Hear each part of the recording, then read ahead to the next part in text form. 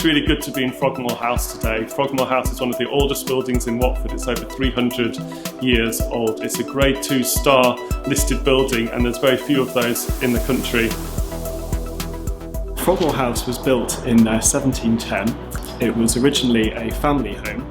It's a typical early Georgian wealthy merchant's house. The key features of the renovation, first of all, have been to make sure that the building is structurally sound and structurally safe. Also then to make the building weather and watertight, so we've replaced the roof, we've installed new windows that have been detailed to match what we know would have been here originally.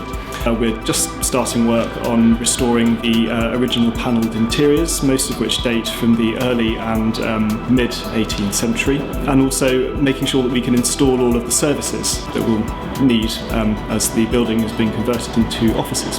There are actually two staircases at Frogmore House. There's a slightly earlier one, which probably dates from when the house was first built in 1710, and then a slightly later staircase, which we believe was probably put in around about 1730. Both staircases will be fully restored. I'll be extremely excited to see the final finished result at Frogmore House, particularly once all the panelled rooms have been fully restored.